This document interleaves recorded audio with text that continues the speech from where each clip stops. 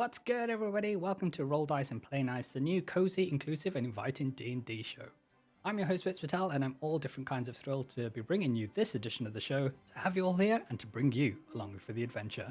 If you didn't know, I'll be the GM for this session. I'll be the storyteller and narrator, setting the scene for our adventurers and describing the outcome of the dice rolls.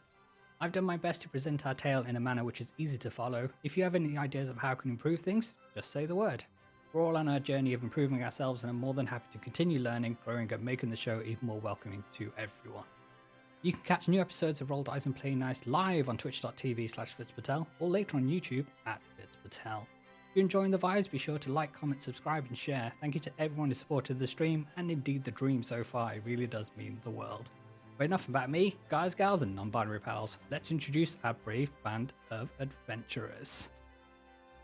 It's my pleasure to introduce Amy Kate Alexander to the show, host of the Words Back Games podcast, a veteran of all things Dungeons & Dragons. I'm sure she'll bring a cavalcade of chaos and make for a fine fall of our dynamic duo today. Amy, how are you, my friend? Yeah, I haven't played D&D for 2 years. Don't hype me up so much. It's okay. I haven't run a game for the same amount of time, so don't worry about it. Looking forward to it? Yeah, sure, definitely. I'm all looking forward to movies because obviously, that way. Yeah. First game, isn't it? We will get straight to that. Amy, would you like to take a second to introduce your character? Yeah, I remember my character. That's me. Yes. Sanna Zelera. Yeah, I shouldn't. I should have put more thought into that. Sanna Zelera. I'm a half-elf bard, apparently. Sure are. Awesome. Let's get to it then. It's always an honor to bring a brand new player to D&D, and the one and only Dafydd Moody is embarking on their very first adventure. A fellow host of the Words Back Games podcast, I'm looking forward to running this game and bringing them into the world. So friends, let's be real. Is my goal to provide a rich and awesome introduction to D&D? Yes. Am I also using this as a gateway drug to get them to start a playthrough of Baldur's Gate 3? Also yes. But seriously, I hope you have a brilliant time and intrigued to play again and ultimately have fun. Moody, who are you playing today? Hello. I'm playing Ace Crestwood, a race human, and my class is a ranger. Awesome. How you doing, my friend? I'm not bad at all. I'm not bad. I'm a virgin to this. Let's be gentle. Oh, it's going to be all good. Yeah, feel free to interrupt me at any time with any questions you might have. There's no silly questions, only the silly answers that I may or may not provide. I have a question for Moody. Yes. Does Ace Crestwood have his own theme song? Like, does he barge into rooms and go, Ace Crestwood? Like, not yet, but I might. I think as they do your now. bard, I might need to. Yes. Awesome. Just a little housekeeping before we begin. We're running this game in Dungeons & Dragons 5th edition based on the Critical Role rule set with a few modifiers. The most important ones to be aware of is that you're free to use potions of healings as bonus actions, and if you choose to use a potion outside of combat, you'll heal the maximum number of health points. So if we're not in an instance where we're fighting people and you just want to throw down a potion, then whatever the theoretical maximum would be, just add that to your health and you'll be all good. When it comes to rolling natural 20s, double your damage die and then add in modifiers. And naturally, I'll be on hand to go through any rules as and when it's relevant. For those who are familiar with all the intricacies of 5th edition, great! I'll be the first to admit that I'm no expert and there may be instances where we miss a few things or have adjusted a few rules to make for a better experience. Please give us the grace to be wrong, as the main goal of this and every D&D thing I do is to make it fun for my players. With all that being said, let's start this adventure. Welcome everybody to the Audition, a one-shot adventure. Are we ready to begin? yes. Yay! Enthusiasm from our players right there and then. This is gonna be great. I can do this again. Yes. There you go. Ace Crestwood is here. Yeah, we need to swap characters. and Sanna Zelera is here too. There you go. All right, so welcome one and all to the realm of Exandria, a world full of all manner of creatures, beings, and beasts of all races, creeds, cultures, and colors. Bringing our brave adventurers into the world, we find ourselves on the continent of Taldore, nestled between the Osmit Sea and the Lucidian Ocean. In the foothills of the Alabaster Sierra mountain range lies the city of Whitestone. It is here where we begin our tale. The sun begins to set at the end of a long day's travel. the Alabaster Trail winds through the Parchwood Timberland and up to the city of Whitestone. You find yourselves heading towards the city, like many do, in search of work, coin, and adventure. Soon you find yourselves before the southern city gates. There stands the commanding figure of a guard stationed at their post. They turn to you and say, "Welcome to the grand city of Whitestone, travelers, which bids you a merry winter's rest." What do I do now? And the players look back at them in stunned play. silence. So, like, we together? Yes. Like, Alright. okay. And we know each other? Or- Yeah. There's been a friendship that's formed, and you're heading to this new city in search of work, coin, and maybe a little bit of adventure as well. Yeah, adventure, we'll see. You know, like, we have different variations of the word adventure, I'm sure. So the guard turns to you and say, "Well, welcome to our fine city. Have you made any arrangements to stay somewhere tonight?" No, I have not. They Please say, take me to the bar. if you're looking for a bar, I can highly recommend the Journey's End. Just head east from here, and you'll find yourself in the Common Ward soon enough. That's one ominous sounding bar, friend. Why is it called the Journey's End? You'll find out. Is there anything else you'd like to do? Is there a better place than the Journey's End that sounds more happy? I mean, I'm sure you'll find once you get there that the welcome is most. Okay. All right. To the Journey's End. Awesome. We shall go. So it takes Come, bard. phrasing. Why was going to talk like that? I hear chanting on the way. There you go. So it takes around 20 minutes or so to reach the Common Ward and to the Quake Journey's End Tavern. As you push open the heavy-set doors, you're greeted by a friendly wave from behind the bar. It's a busy night, but it would seem that this is a tavern where new faces are most welcome. So you'll find yourselves in this tavern situation. It's warm, it's cozy, there's lots of people inside. What would you like to do? Yeah, beer me. Awesome. So you head up to the bar and you see this elvish bartender. And she goes, welcome to the Journey's End. I don't think I've seen your faces before. You're looking for lodgings? We've got some fine rooms available to rent. 2 gold pieces a room and a selection of food and drinks to suit most. This is the menu here at the Journey's End. We have Ura's Pale Ale. We have Karlak's Infernal Spiced Rum. We have Draft Dimitresque. We have Passion of the Parchwood, which is a fine wine. And we have a non-alcoholic fruit punch medley, which is called Magician's Mead. Looking at your collective resources, you have around about 25 gold pieces, 7 silver pieces, and 47 copper pieces. Gallon of rum, you say? Yes. So a gallon is a D&D word for essentially like a larger mug. That's a lot of rum. It's a lot of rum. Yoda says, I think you'll find that our prices are most reasonable. Definitely. Rum me, dear Awesome. bard lady. So they go and sort those out. We requiring 1 room or 2? 2 rooms. Awesome. We're not that close. Okay. Yeah. All right. Okay. Great stuff. So Sanna has ordered one of those. Mr. Crestwood, what would you like? I mean, Magician's Mead. Awesome. I don't drink. That's fine. Alcohol. I drink for him. Yes. But I can still be merry with chanting. Indeed, you can. Great stuff. Cool. So, with the opening round of drinks served, you all take a table in the corner. Adeline, a staff member working in the kitchen, comes out with a platter of seasonal meats, fruits, and various cheeses. On the house, she says with a wink.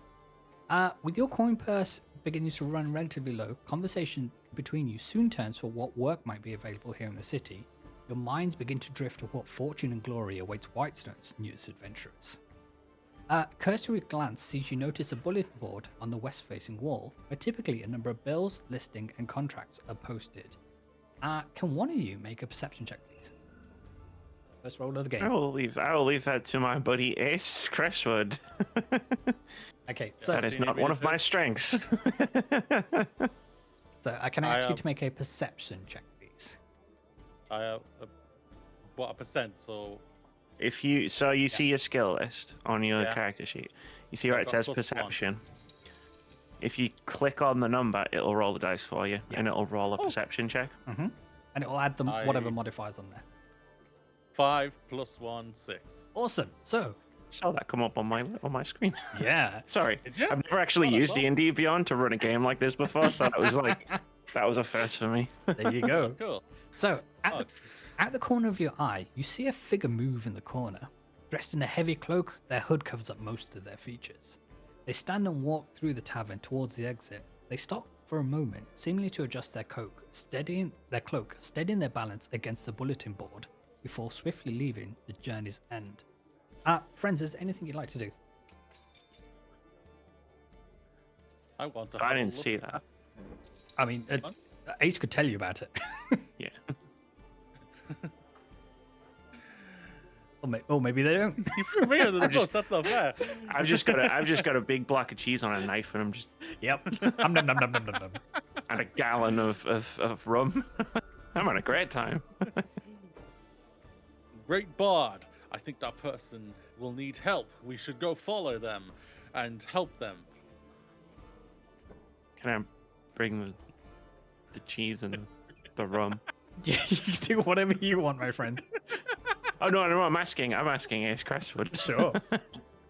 Sure, as long as you bring your bard as well and your enthusiasm. Yeah, okay. Okay, great stuff. So you stand up and quickly follow them outside with the heavy oak doors creaking as you heave them open. Night has taken over and your surroundings are lit by a few scant lanterns. The hooded figure is nowhere to be seen. What would you like to do? Well, bard, I'm clearly wrong. Let's turn around and go back to the journey's end. You can get more cheese. Does sound tempting. But what kind of are we working with like paved roads or Yes. like So mud? the roads are paved in cobblestones. Yeah. Hard to check for footprints. I mean, you can make an investigation check. I mean, I'll give it a go. Uh-huh. I think the only thing I'm going to be investigating is my. Oh, never mind. 19, nice. Okay, so So this, yeah, I'm like, like as much as the promise of cheese is, it's all good. Like, I mean, I'll at least look. He's dragged me out here, so I mean, some might say the cheese has heightened your investigative skills. yeah. Really? Just take a Aha, thoughtful I bite. knew this is what you wanted. I was just double checking with you. So you notice that this area of the city, these roads get a fair amount of traffic, so it is tricky to tell or discern a certain set of footprints from somebody else's. From what you can gather, they vanished into thin air, so maybe they didn't walk, or maybe they've vanished out of here in some other means. Yeah, okay. Maybe we should just go back and get more cheese. Okay. All right. So with that decided, are you looking at the bulletin board, trying to find some work and stuff, or is there anything else you'd like to do? Yes. Awesome. Let's go back and get more cheese, more rum for my friend, and mead for me, while we also decide what are we going to do at this bulletin board. Okay. Cool. So we'll say that you go back up to the bar and you get yourself another round of drinks. There's more than enough food on the platter that Adeline brought round to satisfy all your cheese needs for the moment.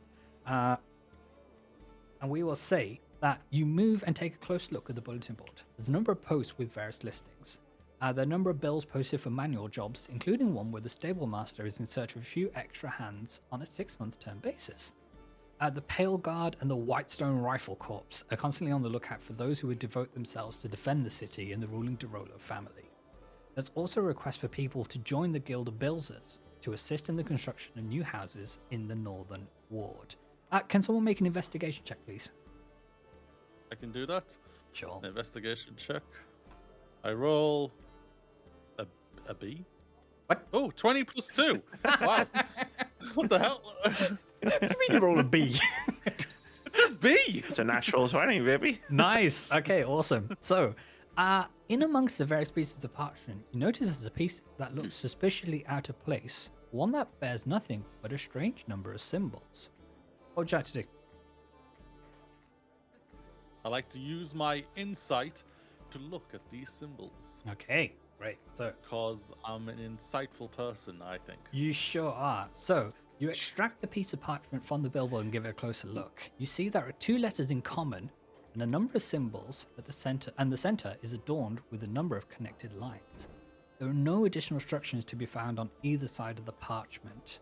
So, friends, this is what you're looking at on the piece of parchment. What would you like to do? We imagine that Ace are taking this back to the table and showing their companion. So it's at this Barkeep, point. more drinks. We need help. Drinks will help with this investigation.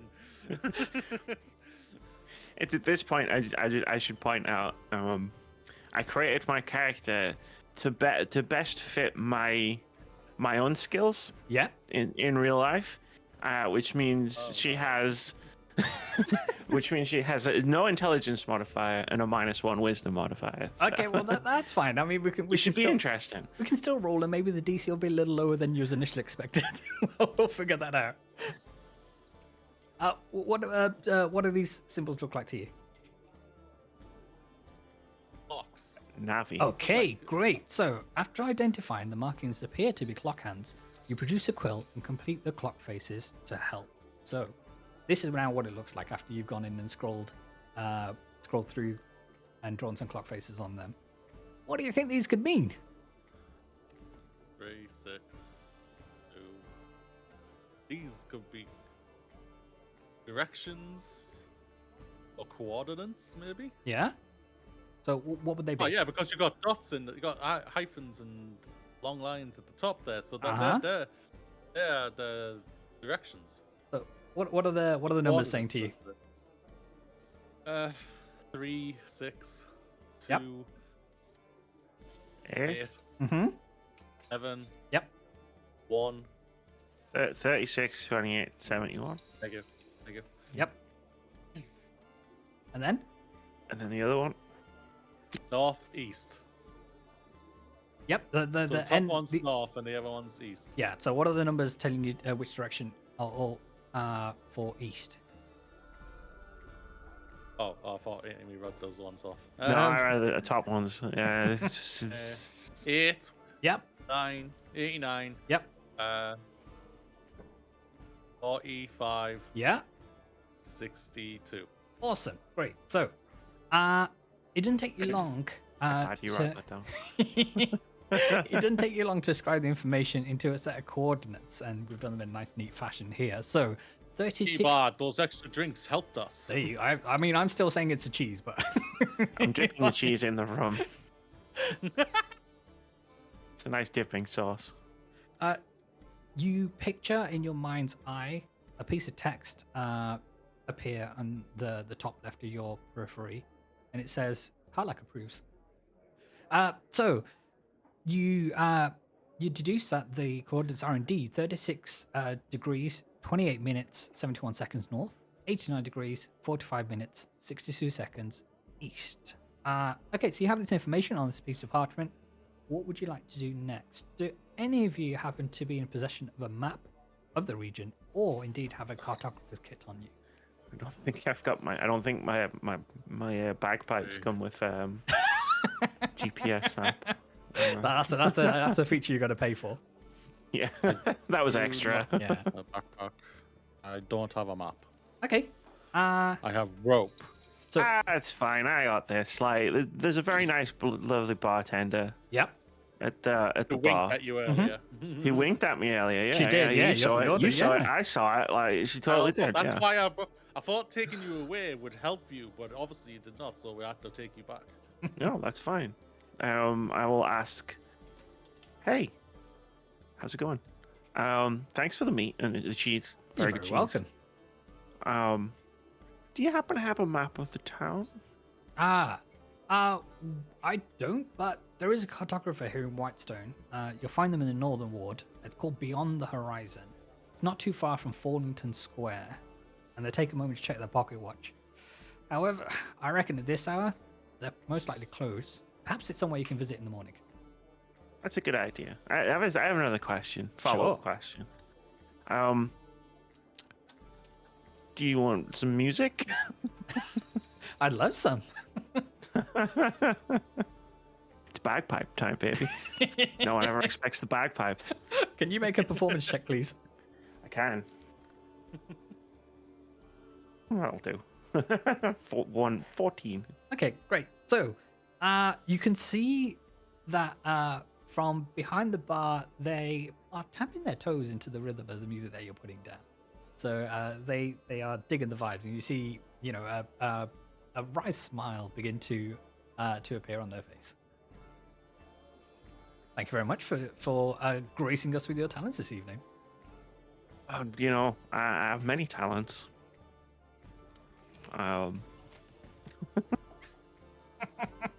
Also, I'm very drunk. This, friends, is where we see how much of Amy's character has Riz. Riz check. Riz check. Yeah, sure. That's persuasion. Mm-hmm.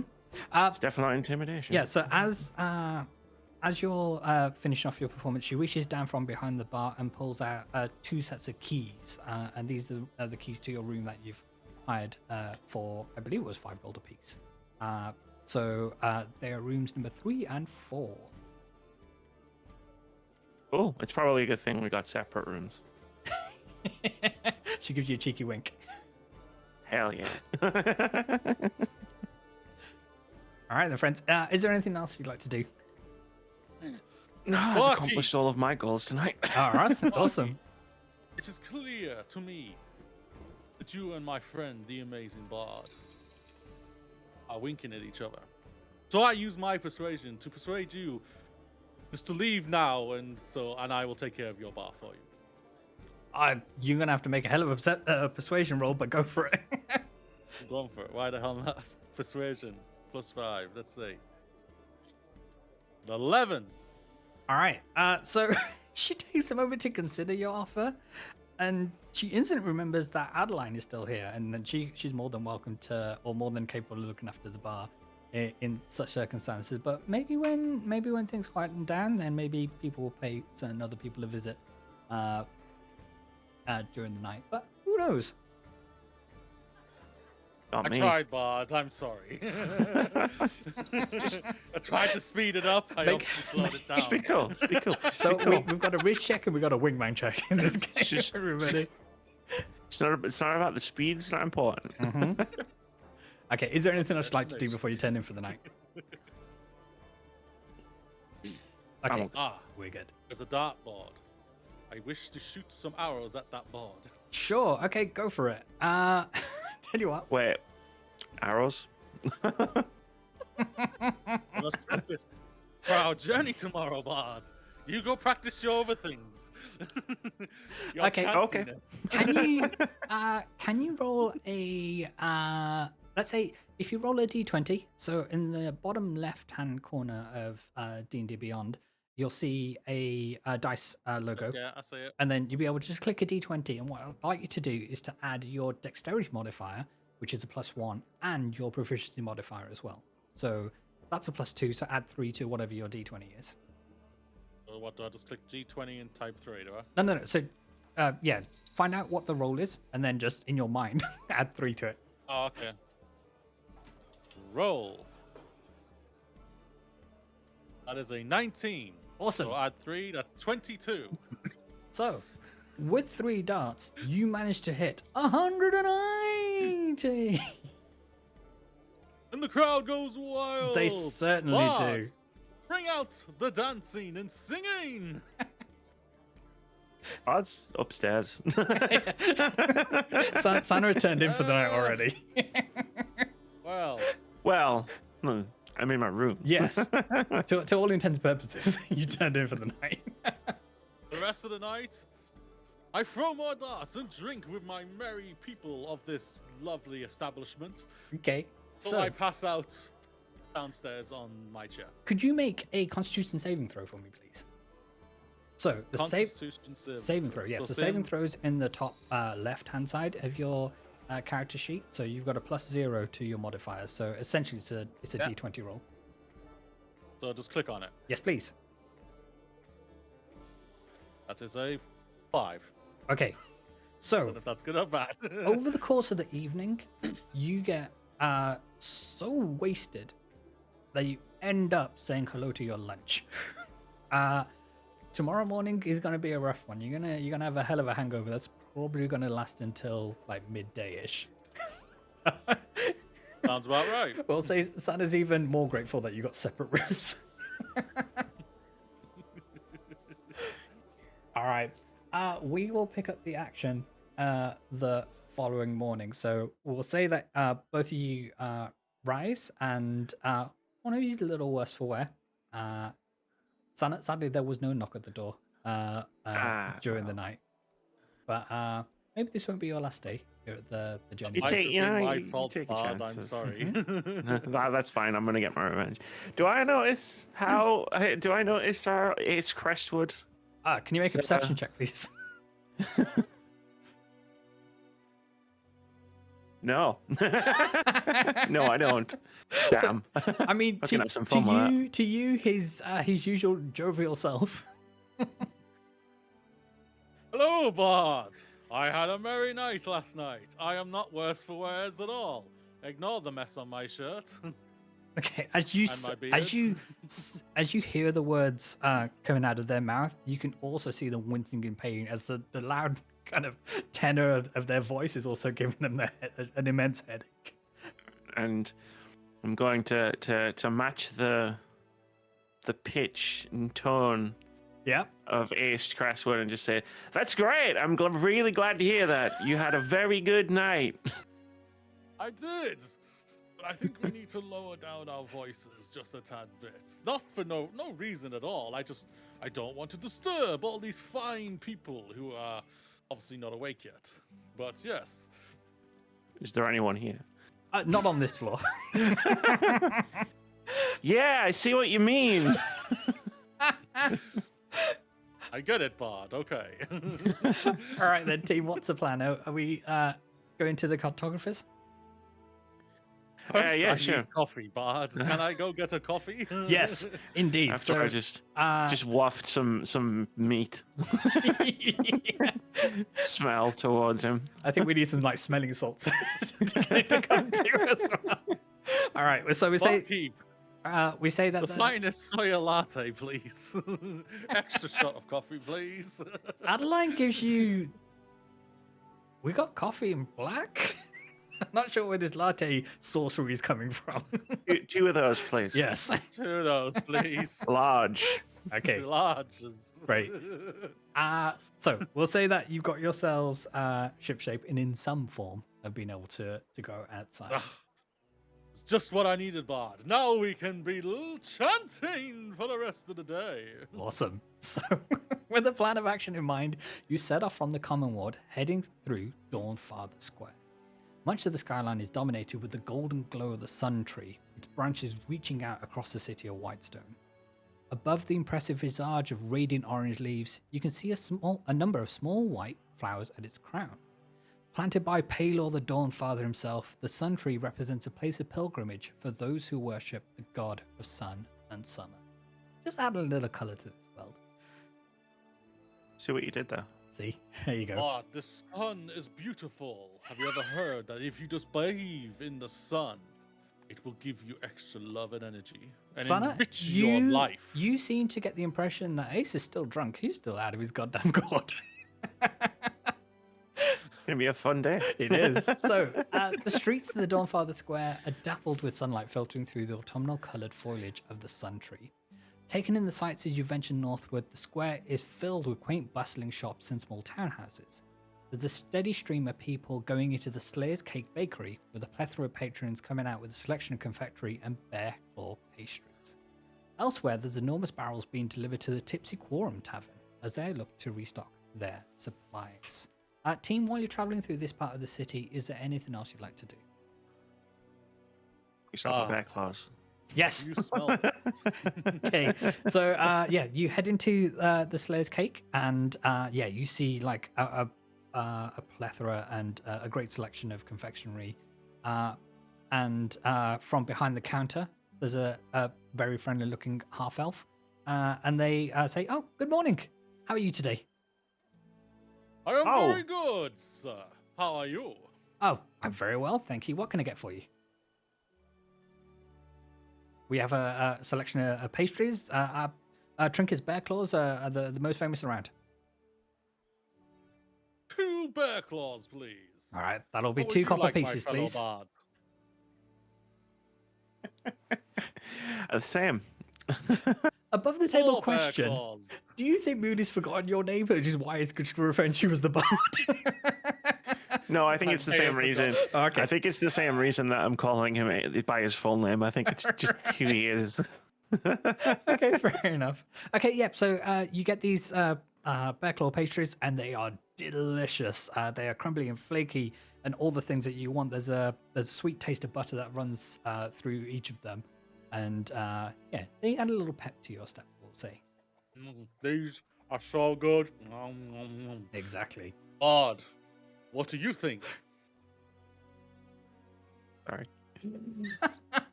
Delicious. Exactly. Awesome. Right, so after 20 minutes or so of travel and munching on bear claws, you find yourselves in Fallington Square in the northern ward of the city. Standing 3 stories high is an intricate clock tower known as the Heart of Whitestone. The clock tracks the movements of the moon, stars, and spheres, and depicts the most famous and pivotal moments and people in Whitestone history. To the east lie Lord Trinket's public park, and to the west you can see a number of shops of various curiosities, all nestled along the edge of the square. Can one of you make an investigation check, please? Would you like to do that? No. Amy?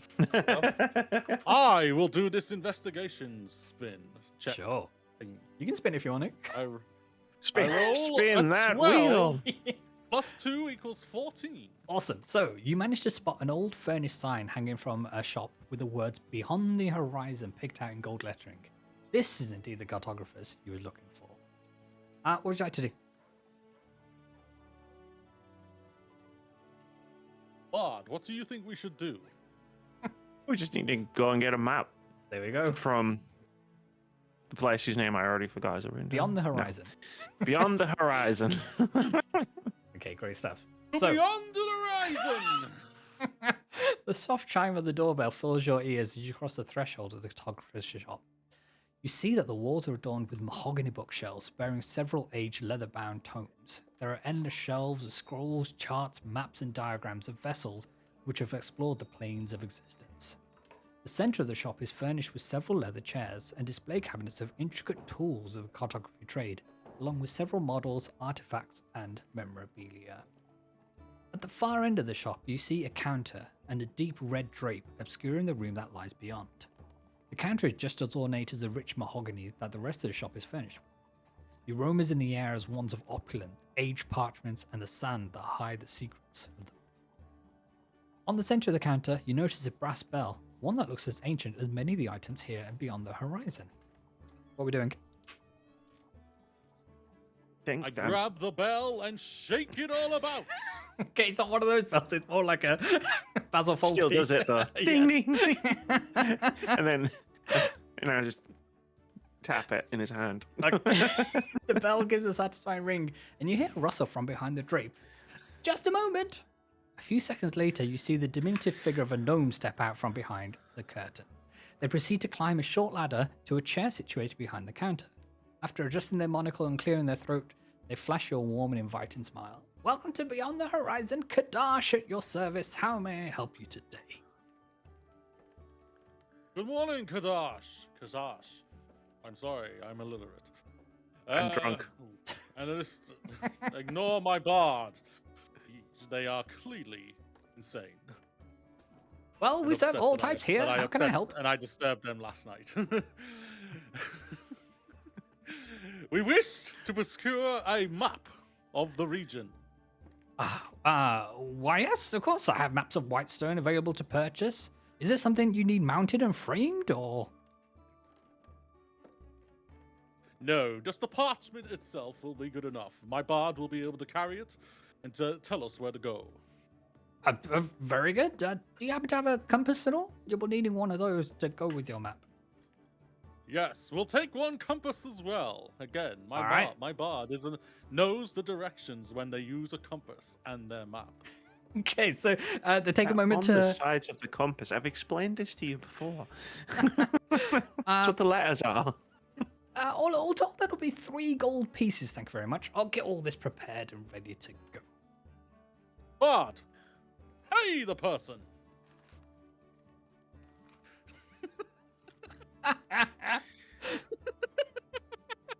I bought you those bear claws. All right, one of these days, I swear. Pop the how much was it? 3 gold, please. 3. I'll pop the 3 gold pieces Okay. down on the counter. And a little bit extra, like silver, maybe, just for your trouble. Thank you very much. Very kind of you. I mean, looking around the shop, I mean, that's, it's very expensive stuff. So I'm sure a silver doesn't really. But it's what we've got. You hear them say, but the gesture is very greatly appreciated. Thank you for your patronage. Amy, may I just ask quickly, what's your character's name again? Just so I can. I told you, I reckon you would. I like this. This is fine. I've changed my character sheet and everything. It's a bard. All right, never mind. We have fun here on Roll Dice and Play Nice, I tell you. I completely forgot your character's name. I'm in. I'm down. It's fine. Okay. It's too late to change costs now. All right. So, with your map in hand, we'll say it takes you a few minutes to calculate where the coordinates point to, and they look a little bit like this. So, if you can see that, and you can see that pink X on the map. So, does X mark the spot? In this instance, it does. Never mind what Indiana Jones was taught. You see that they lead to an area of the Parchwood Timberland, northwest of the Greyfield. That all sounds lovely. Where are we on this map, may I ask? So we are in the northern ward. Up here, okay. Yeah. All right, so to get out would be like up and then right, straight down here. Okay. So we will say that with with the mystery of the coordinates solved, your sights now turn to the Greyfield. The Greyfield is Whitestone's graveyard, located outside the city walls. Surrounded by an iron gates, the area contains many graves, statues, and mausoleums. It's also common knowledge that the Zenith and the Altar of the Raven resides there. Temples honoring Palor the Dawnfather and the Matron of Death. My friends, are you ready to set off, or do you need to acquire anything before? Said that really? Did you hear the ominous tone of the way? It was very ominous tone. Yes. Friends, we've got ourselves a very suspicious party. Bard, is there anything that you would need for our incredible journey we are about to embark on? It's fine. It would take too long to go back and get more cheese. I will say that in your inventory, you'll find a number of health potions and stuff what I've decided to furnish you with. So you should have those. Okay, great. So what's the shop again? Is it just like a map shop, or is it's a cartographer's? Yeah. If you need to collect alternative stuff, then we can. I'm sure they'll be able to point you in the right direction. What is it you're in the market for?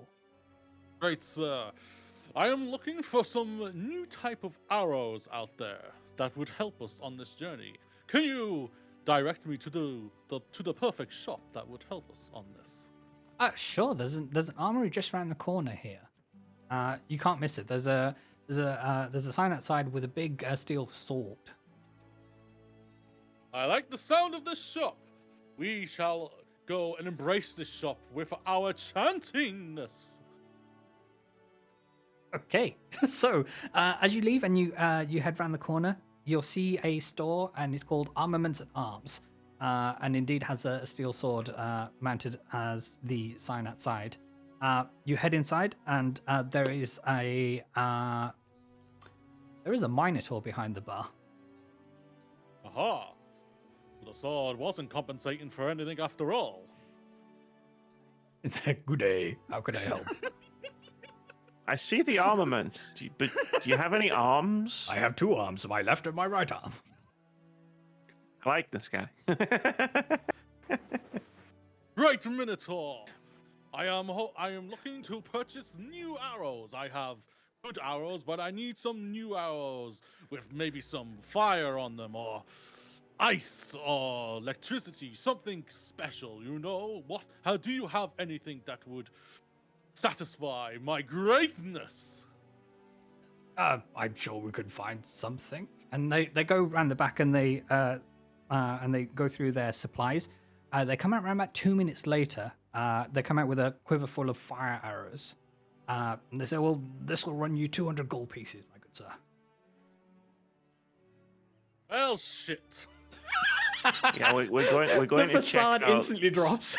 I love that. We're going to check out the woods to see what's at these coordinates, not to burn it down. Right? You get that, right? They're going to be pretty mad at us if we burn the woods down. Just wait till I've like included Captain Planet into this D&D version. He's gonna come down and beat some cheeks. Do you take credit? Sadly, we do not. Will you take my bard as credit? You don't own me. We've talked about this. I am sorry. I am sorry.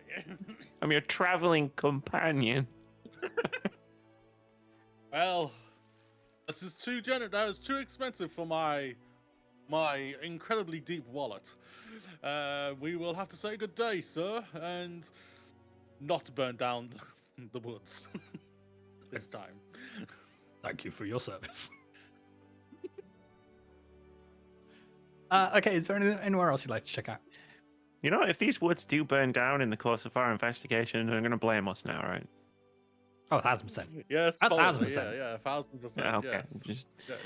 Just making I sure will we're all just on the use same my page. aerobatics to jump away as far as I can and leave you to take the blame. Why do I hang out with you? I do not know either. Because we are a great team together. Yeah, team of equals. Where everybody knows everybody's name. It's great. All right, then. Are we ready to move on? Yes, sir. Cool. Way I. So, from Thornington Square in the northern world, you begin to head east through the city. You soon find yourselves walking through Lord Trinket's public park and see the magnificent marble statue in the center of the park. The statue is of the mighty bear Trinket, part of the legendary band of adventurers known as Vox Machina. There's a number of people enjoying lunch in the park, enjoying the idyllic surroundings with enchanted flames fending off the cold weather typically associated with this month of Dusk. We'll speed things along. Leaving the city limits, you take the road east leading towards the Greyfield. On the horizon, you see the Temple of the Dawn, otherwise known as the Zenith. It's relatively quiet, with only a few denizens of Whitestone making their way towards the Greyfield. Among those wearing ceremonial robes with iconography of Palor the Dawnfather, there are those heading there to pay respect to the dearly departed. Roughly 20 minutes go by, checking your bearings periodically as you reach the point where the map indicates you should turn north into the Parchwood Timberland. Okay, we're ready. Why not? Let's go. The imposing... Bard, go first. Okay, so so they're taking point, and Ace is bringing up the rear. I'm just praying to my God I am an about archer. something. I need distance to be able to shoot my foes. All right, so the imposing forest looms large in your view, but the sensation of adventure outweighs any trepidation. Clearly for you, Ace, you're all in. Oh, I don't think Ace Crestwood has felt trepidation in his entire life. As you venture deep into the Parchwood Timberland, the trees obscure much of the afternoon sunlight from illuminating the ground beneath you. A light breeze gives a rustle to the foliage that permeates throughout the forest. Your keen hearing also picks up the local fauna that reside here too, as you make your way north. We will continue. So, Not my keen hearing, I'll tell you that much. Your journey continues through the forest, leaving any semblance of road or pathways that cut through the parchwood timberland. After 30 minutes, you begin to notice that the sounds that have accompanied you so far have vanished.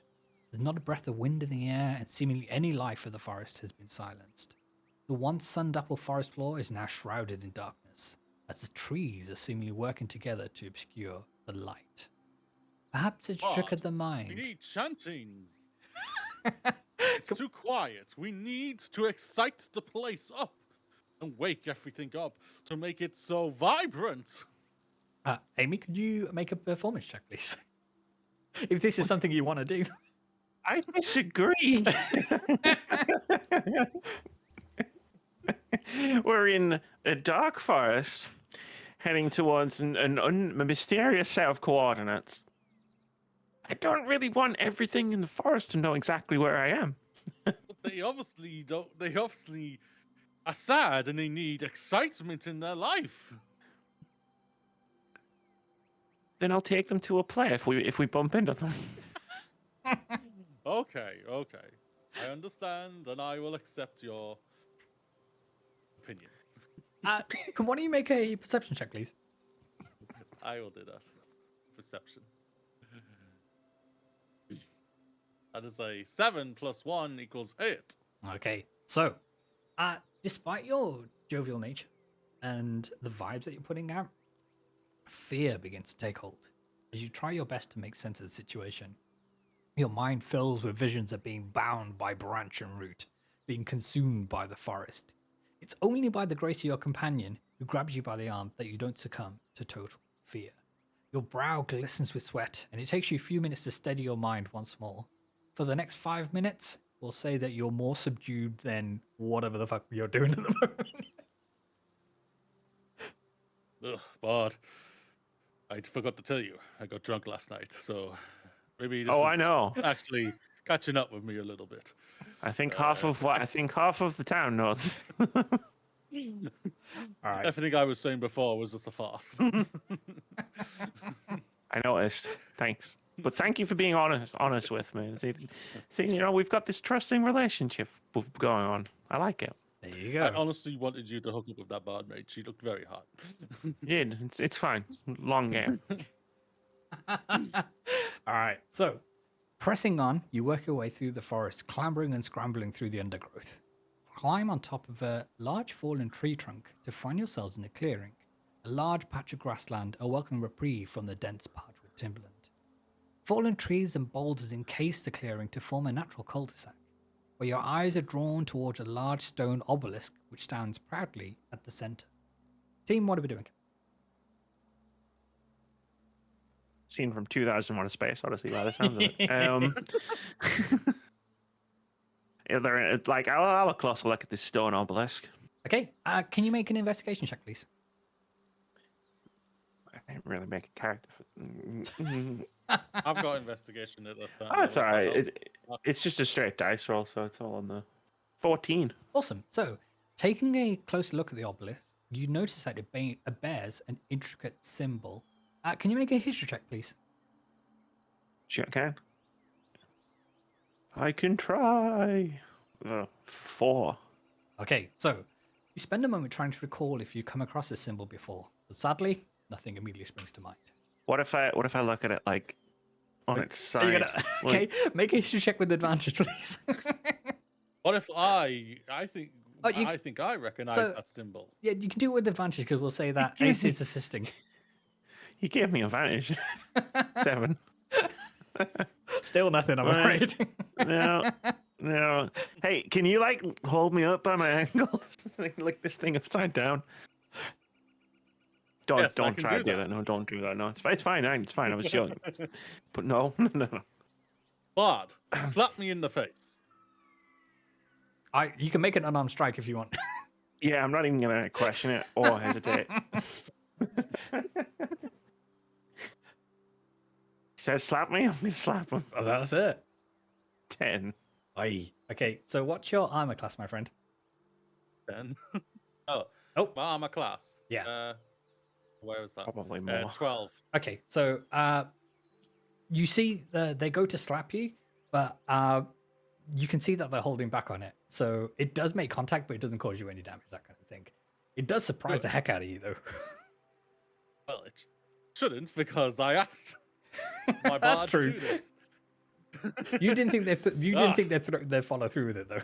Yeah, Without maybe- hesitation. Yeah, that's what- yeah.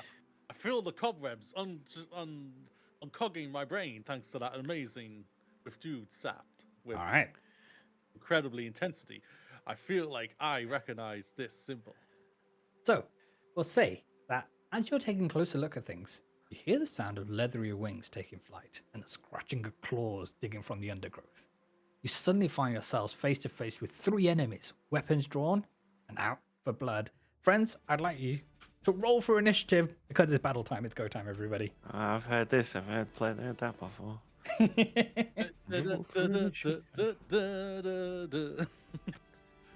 Yeah, When the Final Fantasy music. when the fine folks at home will be watching this, there will be music to accompany all of this, so don't you worry about it.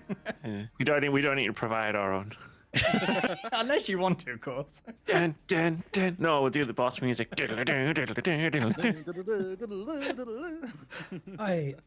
Okay, so once you've had a chance to roll your initiatives, what I'll do is I'll run down an order. So I will say something like 25 to 20. If your score lands in that range, just let me know, and then we'll put you in order of everybody else. So I just click on initiative, yeah? Yes, please. Yeah, okay. Okay. Initiative B! B again. 21. Awesome. Okay, right. 25 to 20. Anybody in that range? That's you, Ace Crestwood. You're in that range. I'm in that range. Yes. 25 to 20. 21 falls in between those two numbers, right? There you go. Yeah. Okay, great. Awesome. Sorry, I was a little confused there. Wait. No, that's fine. yeah. This is new to everybody, so don't worry It's about not new to me. I'm used to this embarrassment. It's not new to me. it. Okay, 20 to 15. Anybody in that range? Anyone? Nope. Okay. 15 to 10. All right. 10 to 5. Me. What'd you get? 7. Awesome. What's your dexterity modifier, please? You. 2. Not save and throw on. 2.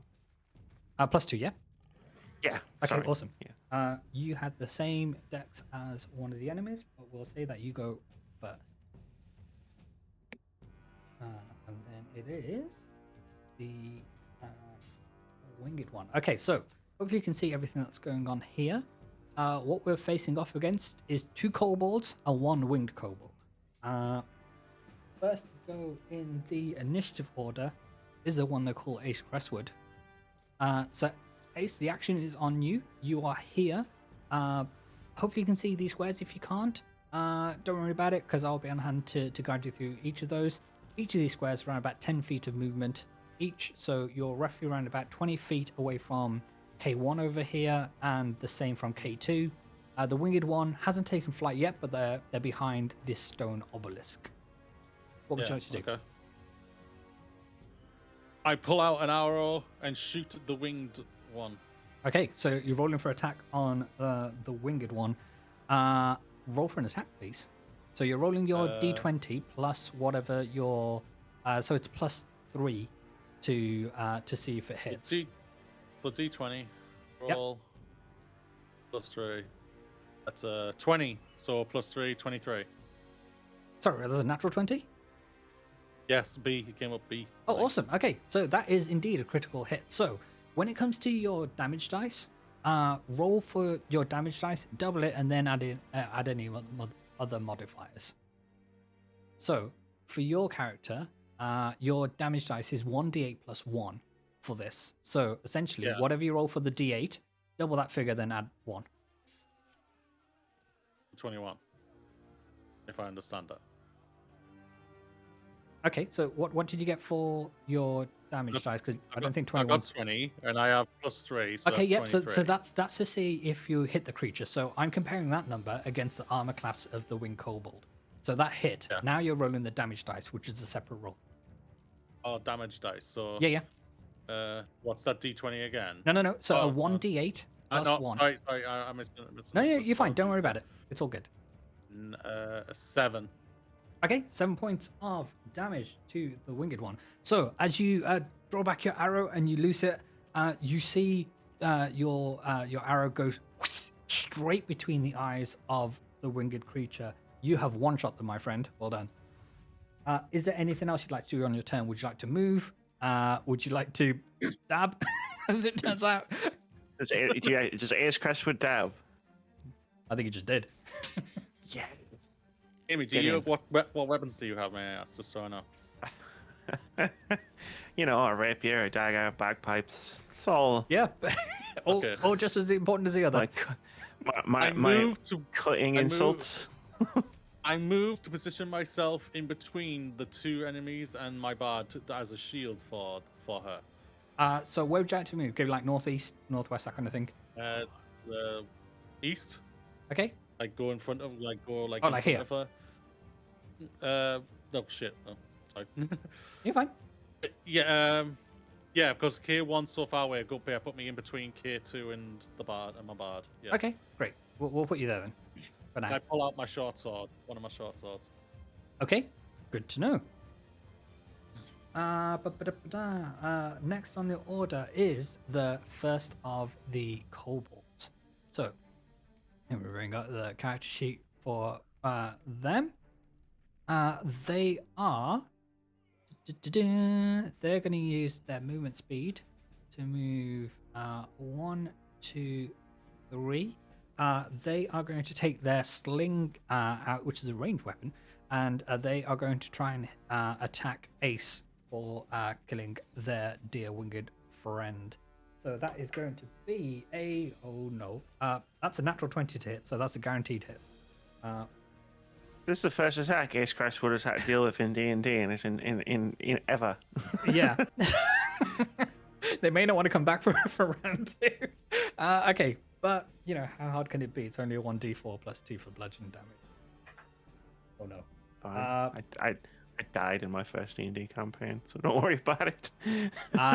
Okay, so it's 6 plus 2, so 8 points of bludgeoning damage you take. So the reason I say it's a particular type of damage, so would be bludgeoning or anything else, is you might be resistant to certain types of damage. So if you take 8 off your HP score, and then providing you're not fallen unconscious, then we will carry on. I am 2. Okay, awesome. 2 points left. Okay, next up is the second kobold. They are going to rush up to you to get within melee range, and they are going to produce their dagger, and they're going to try and stab. They are going to what is that? That is a regular 20 to hit. So your armor class was 12, I want to say. Yeah. 13. You're talking to me, right? No. Oh, no. Sorry, This is they're very- attacking Ace. This is very confusing because obviously the A and then the A. Yes. It's like, okay. It's like, no, that's not me. That's not me. Yeah. Well, it might I be have depending 12 on armor. whatever you named your character now. So yeah. Okay, right. So that hits. But thankfully, it's not a critical hit. That is going to be 6 points of piercing damage to you, good sir. Which I believe has you falling Knocked me out. unconscious. Yes. Yeah, I'm knocked out. Okay. That is going to be the end of. Yeah, it's success. That is going to be the end of the campaign. We'll see you next time. No, that is going to be the end See of. That is going to be the end of their turn. The artist formerly known as Sanna Zelera, whatever they're known as now, the action is on you, my friend. What would you like to do? Well, this is awkward. Just checking something. I'm just checking something. Sure.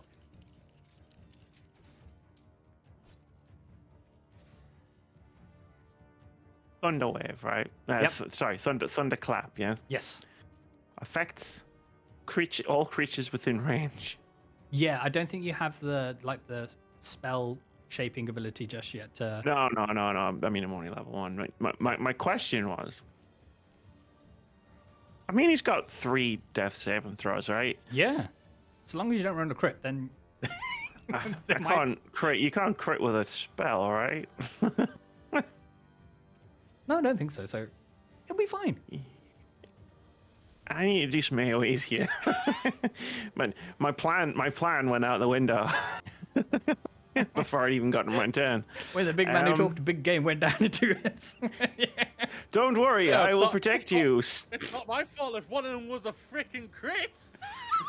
That's true. Again, this happened to me in my first ever D&D fight. We're all learning. But I didn't survive, so you can still survive this. Yeah, we're gonna do a big thunderclap. In which direction? Which is literally a clap. It creates a burst of thunderous sound that can be heard up to 100 feet away. Each creature within this range, other than you, must succeed on a Constitution saving throw or take 1d6 thunder damage. So, all directions. Okay, great stuff. So That's the cantrip one, not the one that goes out in like a wave. gotcha. Right. Okay. Yeah. So the first one rolls a natural 1, so definitely fails. Sweet. And the other one rolled a 9 minus 1, so that's an 8. My hit DC is 13. So. Okay, so they both fail the saving throw, Excellent. so they take Come on. full damage. Dice. We've had our differences in the past. Don't fuck me, Gil. Don't fuck Moody over here. We need to get him through this. 5. 5 points of damage. Okay, Yeah. Now, Amy, my friend. I'm just looking at what bonus actions I have here. How would you like to do this? That is just enough damage that you need to do to take out both. One had a HP of 5, the other one had a HP of 4. Oh, good. I was like panicking, thinking, how do I save this Crestwood or run? We'll just say like that one scene from Buffy the Vampire Slayer, where everybody can't talk, and then she gets her voice back and she screams. Yep. And they do that thing, and then the heads explode. So, as the heads explode, the viscera inside the neck starts spewing out of the top of them. Ace, sadly, you get quite a bit of viscera onto yourself, my good man. But you're unconscious, so you're not necessarily aware of it. A lot of things You don't care. just eviscerate on me, so it's alright. I think it's his own viscera he wants to worry about right now. So, the artist formerly known as Sanna, what would you like to do? Stabilize is a thing, right? Yes, so you can stop them from dying, so they are no longer dying, but they are still at negative whatever hit points they're at. Or it's back to 0 hit points. You gave him a potion of healing too, right? I did, yes. You both should have the same. We'll just gently tip that down his throat. So as you're out of combat, we will just say you heal the maximum what it is. So I think it's a regular potion of healing, so it's what, 2d4 plus 2 or 4? It many should be points in do my I have? inventory. A potion of healing. No, 2d4 plus 2, so 2, 8, 10. Yep. Yeah. 10 points. 10 healing. Yes. Yeah. Alright. Now, What does this bring me does back? Sanna sing a Five little changes? song of healing as back. you're pouring this down? Sanna's not that kind of bard. That was why I was panicking. I don't have any healing spells. Sanna, you saved me. Why are my ears ringing? Thank you. Did you see that awesome hit in the between the eyes though? I did. It was incredible, and the way you just like decided to. That's a modern day meme. The way you just like threw yourself in front of those two kobolds, spectacular. Anything for you, Sanna. Just so you know, I took the healing potion out of his pocket. I didn't use mine. Yeah, so as you get yourself back up to your I would have done that as well. yeah, as you get yourself back up to your feet, you pat yourself down and go through your belongings. We'll say that you do retrieve the arrow from the winged kobold without any issue. So you're back up to 20 arrows. So that is all good. Would you like to loot the bodies or anything like that? Yes, that's what I was gonna ask. Can you make an I'll have investigation to- check, please? Ace, if you'd like to assist, then Sanna can do this with advantage. Just ask quickly. Sure. I have to lower my potions, don't I? You took mine out. I had 2, so I have to knock it down to 1. Yeah, just want to make sure. Yes, please. And what did you ask me? Sorry. Would you like to assist Sanna in looting the bodies? Yeah. What do you need me to press? Nothing. It's just Amy can make this an advantage now. Yeah. 16. Awesome.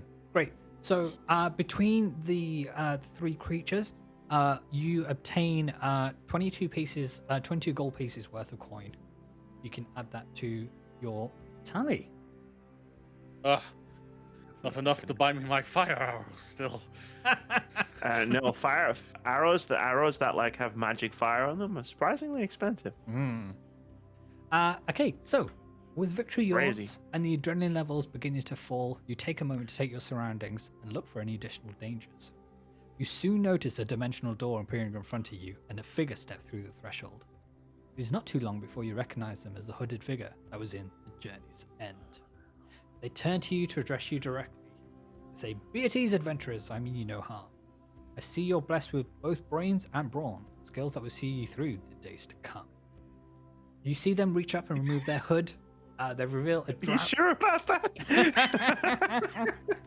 They're Brawn, alive. baby, Prince! Or brawn? I one-shotted one between the eyes. Hey, that's what their takeaway was. So you see them reach up and remove their hood. They reveal a drow face with female elven features. You take in their deep purple complexion, accented with dark tattoos, their striking eyes, and their long flowing hair, beautifully framing her face. The tall and slender figure begins to walk closer to you as she continues to speak. They go, "I'm Mazrim Alderel, and it is a pleasure to meet you." You see her motion towards you, offering the chance to introduce yourselves. Hello, I'm Ace Crestwood. How you doing? It's a pleasure to meet you. Yeah, like, so when you like left those coordinates on the bulletin board, like, did you know those kobolds were gonna jump out and fuck us up? I did not. All right, then it's nice to meet you. You see them say, "Apologies for the theatrics, but our organization is very particular with the types of agents we work with. You've shown a healthy attitude to get here, and while your venturing days may just have started, I see great potential here. I represent the Golden Grin. We exist to enlighten and inspire, keeping ears and eyes out for the murmurs of tyranny and cruelty. The Grin is built on the belief that each member acts to change the fates of the less fortunate and empower them to overcome their challenges. I'm here today to offer an audition to join the Golden Grin. Your curiosity may have brought you to these woods, but what I offer is a chance of a career where you'll be handsomely rewarded, spiritually and financially. Is this something that will be of interest?" Well, What I do you mean, think, Sanna? looking at the bulletin board back in the pub, I mean, it's better than working for the cops. This is true. Yes, that bar is very low. Yeah, yeah. All right, so you see her eyes sparkle and a smile appear on her face. As she takes in a deep breath, you see her stand tall with her back straight, her shoulders broad, and regain her rather regal composure. She addresses you once more. The Golden Grin is honored to have your audition. You'll be issued with an assignment unexpected of our new agents. I shall brief you on the task at hand, and however, as to how you go about achieving your goal, that will be up to you. So, Mazarim de Ariel goes on to explain that the symbol carved onto the obelisk is it's a symbol of the Myriad, an organized crime ring that is on the rise. The Myriad are known for displays of opulence and social grace, and this misdirection enables them to seduce and manipulate the lives of the will of whoever it deemed valuable to their plans. Hailing from across the Lucidian Ocean on the continent of Wildmount, the Syndicate is now focused on expanding their activity here in Taldore. The symbol here indicates that I have a presence here in Whitestone. Mazarin produces the map of Whitestone region and describes the situation at a suspected enemy stronghold. There is a tower northwest of the city, home to a powerful mage known as Louisoir Chiron. Chiron is known for his assortment of antiquities and magical artifacts. Golden Grin intel suggests that they're hosting a gathering for the Myriad, where a selection and collection of the set is set to be displayed. Our scouts report that several known members and associates have passed through the gates of Whitestone in the past, week. Mazarin takes a moment to mark the location Louis Chiron's tower on your map. So it's no longer the X, it's a circle on the other side of the city. We need a square and a triangle now. There you go. do not underestimate the Crossover. power. Unless you want to get laid off, then expect the power. Noughts and crosses. There you go. Right. So, Tic-tac-toe. the Drow Elf explains that the target is an artifact in Chiron's private collection. It is an ancient quill and inkwell set that hails from a time before the Calamity, a great battle between the Prime Deities and the Betrayer Gods. The Golden Grim would like to infiltrate Chiron's tower and steal the inkwell set. It is believed that the spells and incantations written with this are exalted with extraordinary powers of the arcane. The prevalent theory is that this artifact has powered the unusual riders of the Myriad here in Taldore. The inkwell is said to be made from everbark, a material only found in the Feywild plane of existence. It is mooted that the same length of everbark that gave Fenthras its form also bore this object. Can I get you to roll a history check, please? Both of you. Must remember, player knowledge, not character 14 plus 2, 16. Awesome. 19. Okay, great. So, you both recognize the name Fenthras as the legendary bow 1,000 years old. Vexalia, famed ranger of Vox Machina, heroes of Taldore, famously wielded Fenthras during her many battles against the Chroma Conclave and Vecna the Ascended. So you know that this piece of wood that made this bow, it's some real shit. And if it gave its form also to this inkwell, then it's bound to hold some magical power. Think of the songs I could write with that inkwell. Absolutely. Imagine the one shots I could do with that bow. Well, the bow's out of question, but the inkwell is what you're after. Boo you, God, boo you. So the Golden Grin's intel suggests that the inkwell will not be on display during the soiree, being one of his most prized possessions. It is most likely being held in the higher reaches of the tower in his private chambers. Mazarin will provide resources and additional intel where possible. However, she will need to hear your plan of action first. You see her given the opportunity to you to ask any questions that you may have. Oh, It's a lot of info I just dumped on you. I've been in this exact situation before. I don't think that plan's going to work again. Well, you have time to come up with a plan, and then the idea is that you'll present that to Mazarin, and that's when your kind of assessment will start. Well, to give you a hint of to what I did the last time I was in a situation like this, I'll just go in his private chambers, you say. I know one way to get in his private chambers. So this is for my own edification. Sure.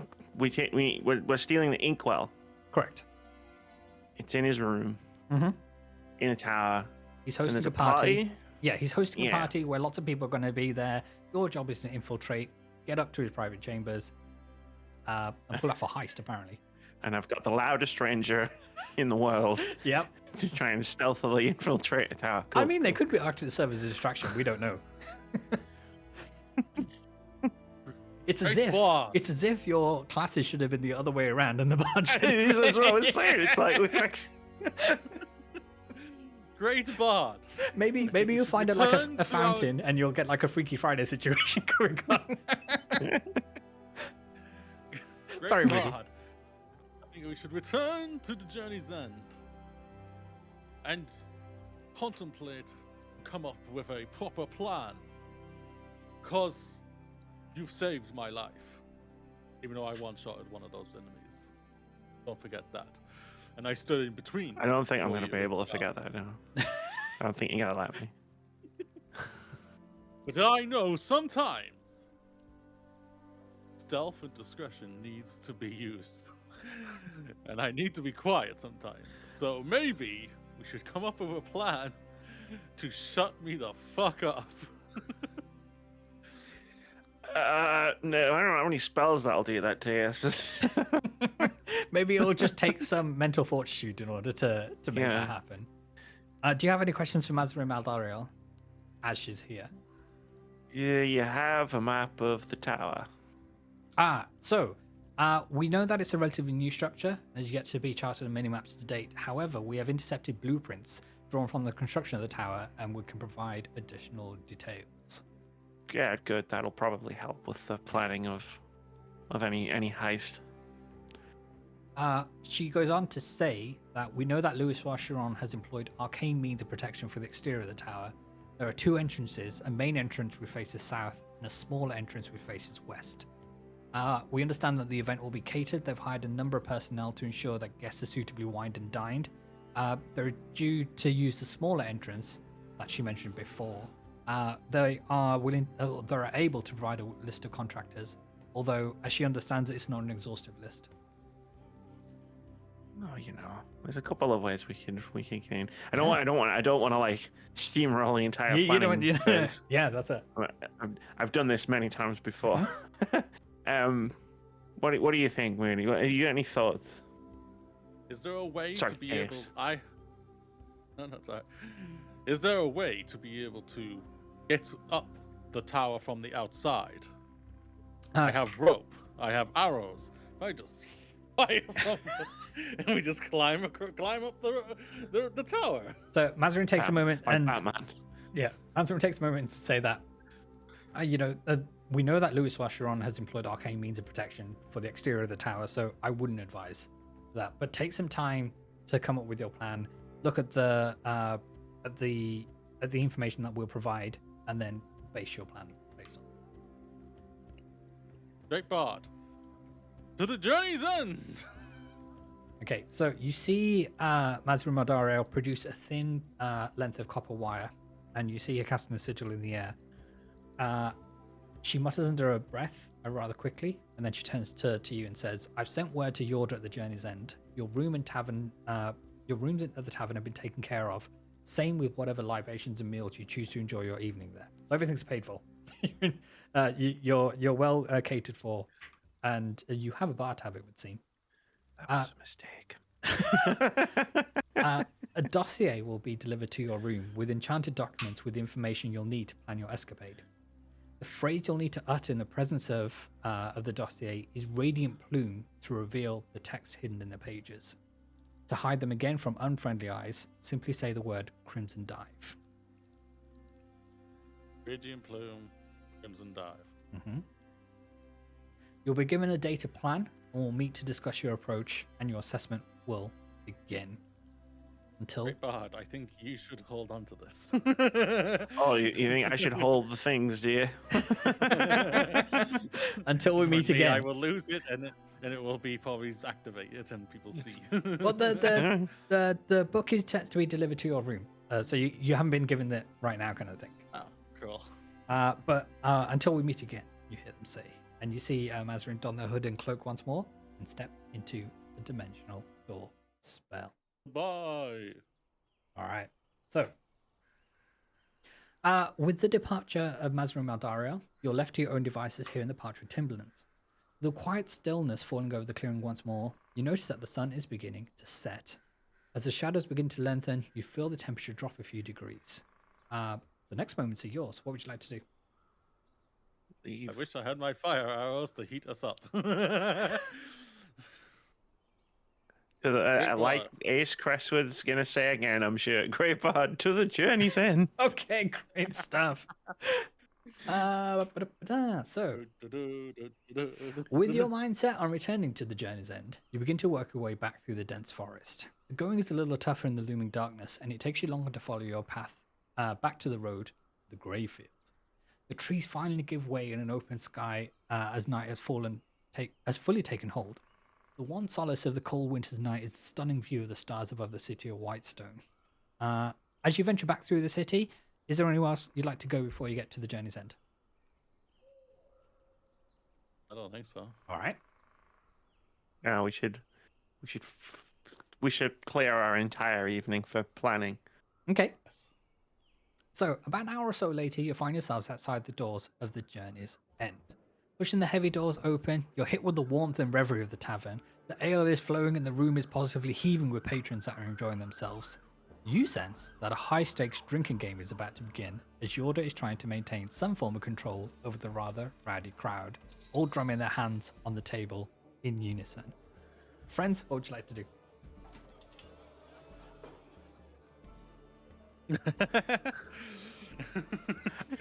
Can they turn down the Wait, challenge? Crestwood trust you.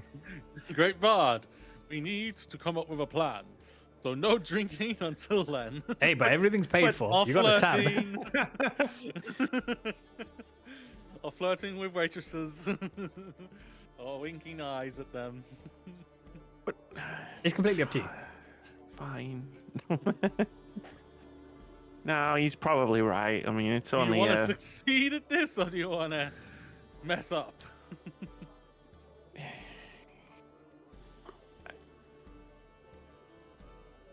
Fine.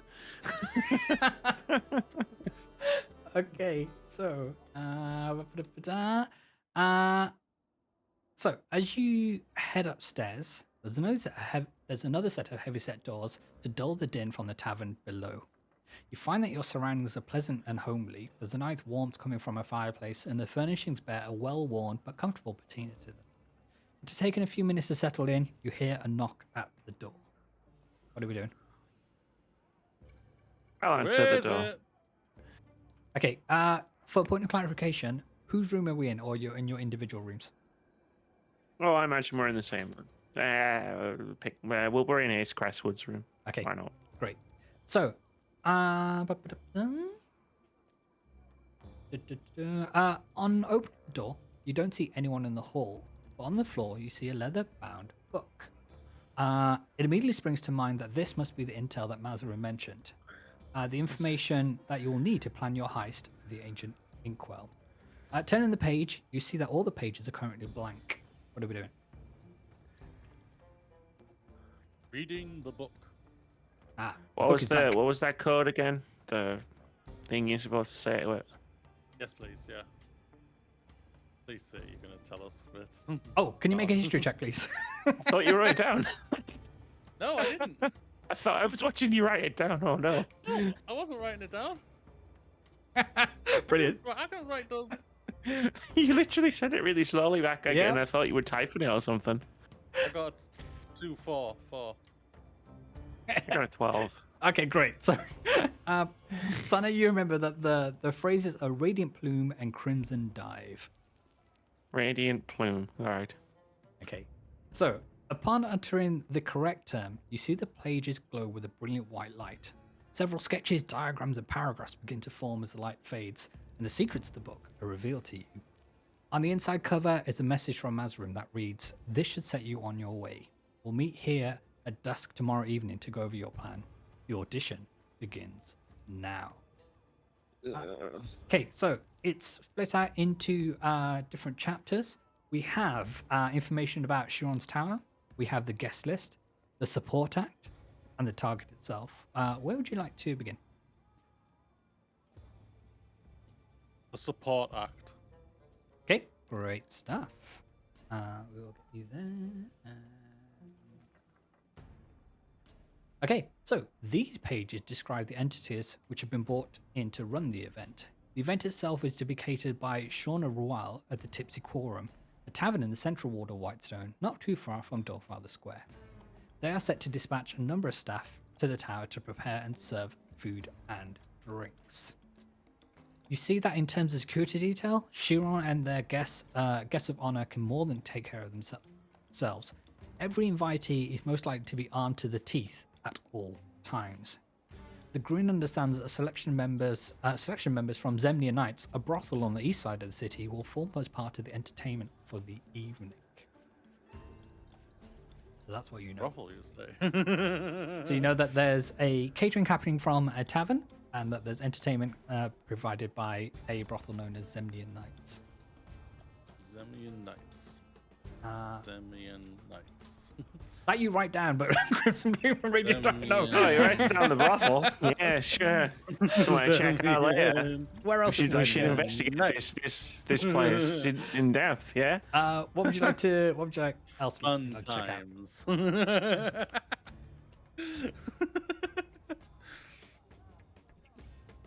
Great Bard, where do you think we should go? Let's have a look at the guest list. Okay, great. The guest list. So these pages detail what intel is available about the guests of honor. Information regarding the known Myriad members is scarce, but there are some key members that are expected to be in attendance. You see an additional note here from Mazrim. Be especially careful around these people. Many have sailed from Wildmount to assess the growth of the organization here in Taldori. Try not to draw their attention. Up first, we have Dr. Waldorf Perryfeather, a talented physician and healer. Waldorf travels between Port Damali and Zadash, tending to affluent patients with rare diseases of the Wildmount. His speciality lies in using his access to secretly act as a key information broker for the Myriad. Next up, we have Chesia Joaquin, a talented songstress and dancer renowned throughout the Menagerie Coast and a popular performer in many opulent social circles around Port Damali. She weaves her way into the lives of politicians and guildmasters to steer them towards Myriad interests. Cycler the Millionaire Ultalot, a former underling of the crime families of Shady Creek Run, now running a faction of the Myriad here in Kamal, here in Taldori. Kamal is home to a thriving gambling scene, with Ultalot's Wishing Well Casino providing a fine base of operations. And finally, there's an entity known as Galassi, an Ashari wave rider in Stillben who's joined the Myriad. Wave riders tend to be aquatic empaths and healers, usually dedicated to rescuing survivors and disasters in the open sea. However, Galassi has honed their mastery of the waves to influence the Myriad's interests on the Lucidian Ocean. So we've got 4 key players here, and they aren't to be messed with. But we got a little bit of detail on each I of those. disagree. There's one dancer who I bet would love chanting this. I mean, we may find that this is the case, depending on your plan. Let's sit back up here. Where would you like to go next? The tower. Okay. So these pages detail what the Grin knows about the tower that Louis Charon calls home. You find that the tower is built upon 4 stories and stands close to 60 feet in height. The outer wall is made from solid stone, while the interior structure is made from wood. From the blueprints, you're able to deduce the nature of the 4 floors of the tower. You see that there is a kitchen built into the ground floor behind an entrance hall. The next floor up was specifically designed to host a vast amount of weight. Ascending the stairs lead to a space ordained for entertaining. Chiron's private chambers lie on the 3rd story of the tower. The topmost floor of the tower was commissioned as an observatory. In terms of exits and entrances, there's a south-facing main gate which leads to the entrance hall.